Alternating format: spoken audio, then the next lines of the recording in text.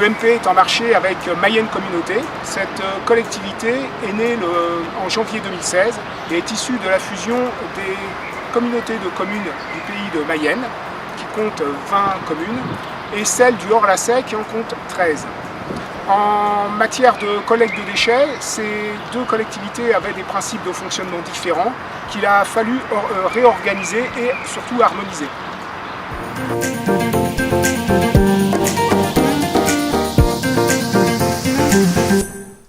On trouve donc environ 200 conteneurs semi-enterrés sur le territoire de Mayenne Communauté. Qu'est-ce qui a pu motiver votre choix de faire appel à EMP pour équiper vos conteneurs de ce système de contrôle d'accès ? Alors, on s'est aperçu que le contrôle d'accès EMP avait deux avantages. D'abord, il était beaucoup plus facile d'utilisation pour les usagers du fait qu'il y ait simplement appuyé sur un bouton, passer la carte. Oui. Et c'était beaucoup plus pratique que le système qui avait été choisi au départ.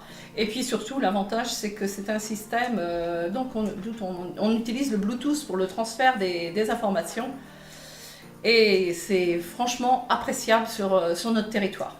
Donc voilà, c'est un produit plus convivial et voilà, plus facile d'utilisation et moins coûteux d'utilisation également du fait d'utiliser le Bluetooth. D'accord, par rapport au GPRS ? Par rapport au système ancien. D'accord. La mise en place d'une redevance incitative se traduit généralement par une baisse des tonnages de déchets ménagers non triés. La moyenne nationale est d'environ 28%. Et par une hausse des tonnages de déchets triés. Pareil, la moyenne nationale est environ de 33%. Est-ce le cas pour le territoire mayennais ? Alors pour le territoire mayennais, oui, c'est le cas. Je peux vous donner des chiffres que pour l'ex-pays de Mayenne, puisque ça démarre sur les 13 autres communes. Mais pour l'ex-pays de Mayenne, sur les 20 communes, on est passé en 2013 de 217 kg d'ordures ménagères résiduelles par habitant à un peu moins de 150 kg en 2015. Donc la baisse a été très très rapide et lorsque on parle de 150 kg par habitant, on tient compte quand même des collectes de dépôts sauvages qu'on peut avoir sur le territoire puisqu'ils sont intégrés et ils partent en incinération, donc ils sont comptabilisés.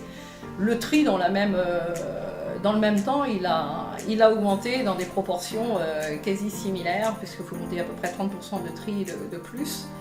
Et puis les apports en déchetterie aussi, on a vu une arrivée beaucoup plus importante en déchetterie de produits qui avant étaient déposés en campagne auprès des containers de collecte qu'il y avait.